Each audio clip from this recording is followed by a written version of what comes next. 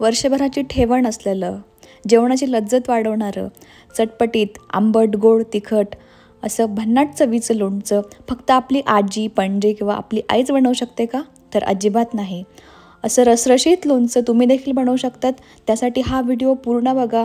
अचूक प्रमाण आणि लोणचं वर्षभर काय 2-2 वर्ष देखील खराब होणार नाही यासाठी भरपूर साऱ्या टिप्स सांगितल्या आहेत.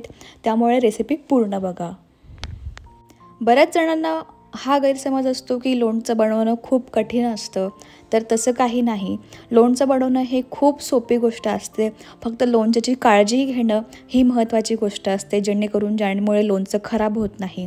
आणि त्यामध्ये आपण ज्या गोष्टी घेतलेल्या असतात त्या प्रमाणबद्ध कशा ठेवायच्या हे सगळ्या गोष्टी लक्षात ठेवायच्या असतात. तर चला बघूया आपण.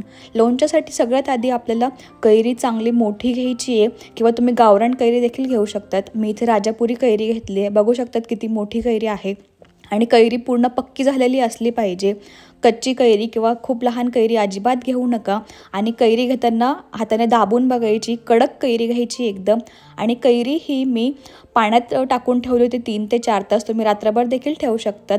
आणि कैरी छान चोळून धुवून घ्यायची आहे, जेणेकरून त्याचा चीक वगैरे निघून जाईल. आणि त्यानंतर कैरी छान कोरड्या कापडाने आपल्याला पुसून घ्यायची आहे. आणि यानंतर कैरीला पाणी अजिबात लागू द्यायचं नाही.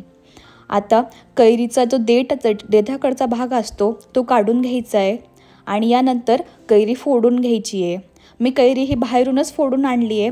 आणि कैरी फोडून आणल्यानंतर कैरीला अजिबात पाण्याचा अंशाचा कुठेही लागू द्यायचा नाही. थेंबरही पाणी कुठे लागू द्यायचं नाही. इथे मी कैरी ही फोडून आणलेली स्वच्छ करून घेते. एका कोरड्या स्वच्छ कापडाने मी कैरी पुसून घेते. आणि जी कैरीच्या आतली कोय वगैरे असते, त्याला लागलेली घाण असते, ती देखील काढून घ्यायची आहे. आणि ही घाण काढून झाल्यावर कैरी आपल्याला एक 4 ते 5 तासासाठी किंवा तुम्ही रात्रभर देखील फॅनच्या हवेखाली कैरी वाळवू शकतात. उन्हात टाकण्याची गरज नाही. ऊन असेल तर मॅक्झिमम 2 तास तुम्ही उन्हात वाळवू शकतात. पण उन्हात नाही टाकलं तरी फॅनच्या हवेखाली 3 ते 4 तास किंवा एक रात्रभर ठेवू शकतात. तर चला कैरी वाळवत घातली मी. तर आता आपण मसाला बनवून घेऊया. इथे मसाल्यासाठी मी इथे मोहरीची डाळ घेतली आहे आणि खडे मीठ घेतलं आहे.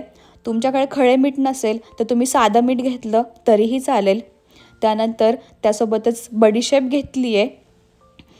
हे सर्व साहित्य जे घेतलं आहे त्याचं मी संपूर्ण प्रमाण हे डिस्क्रिप्शन बॉक्समध्ये देणारच आहे 1 किलोच्या प्रमाणात. तर तुम्ही त्यानुसार लोणचं बनवू शकतात.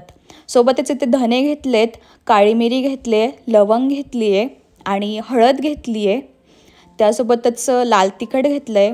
लाल तिखट जर तुमचं अगदी रंगाने लाल नसेल तर तुम्ही काश्मीरी मिरची पावडर, त्यासोबतच आपलं साधं लाल तिखटाचं ते देखील घेऊ शकतात.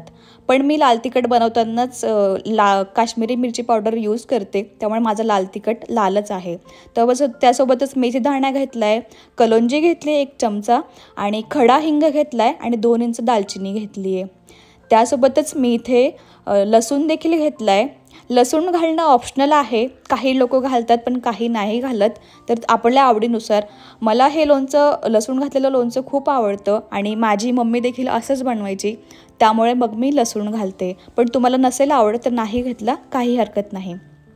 आता ह्या ज्या सर्व वस्तू आहेत, जिन्नस आहेत, हे सर्व आपण पॅनमध्ये फक्त गरम करून घेणार आहोत. बघू शकतात फक्त हाताला चटका लागेल एवढंच गरम करून घ्यायचं आहे, जेणेकरून त्यातील जे एक्स्ट्रा मॉइश्चर असेल ते निघून जाईल.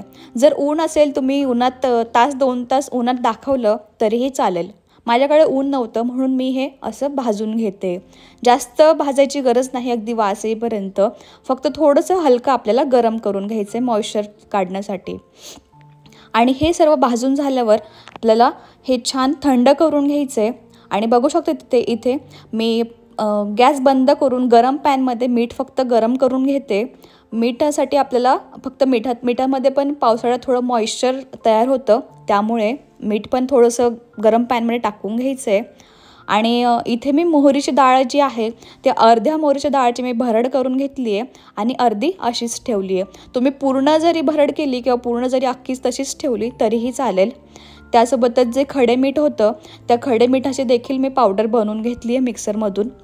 आणि ते मी असं ताटामध्ये असं टाकून घेते, जेणेकरून आपल्याला छान यावर तेल टाकताना छान जमतं. त्यासोबतच ही लवंग आणि काळी मिरी आणि दालचिनीची पावडर देखील टाकून घेते. त्यानंतर धने आणि बडीशोपची भरड करून घेतली आहे आणि ही आता मेथीदाण्याची भरड आहे आणि हे खडा हिंग होतं त्याचं पावडर करून घेतलं आहे.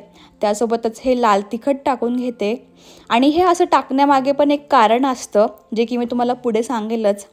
आता हळद टाकून घेते आणि त्यासोबतच इथे मी जी चमचाभर कलोंजी घेतली आहे ती टाकून घेते.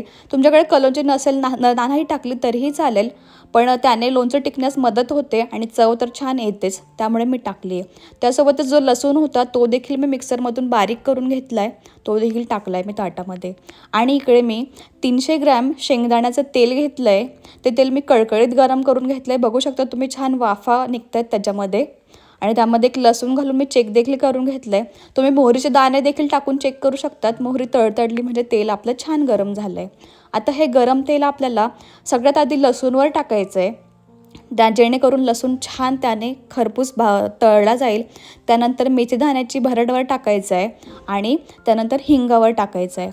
त्यानंतर आपल्याला आपण जे मोहरी घेतली आहे, मोहरीची डाळ घेतली आहे, त्यावर हे तेल टाकून घ्यायचं आहे.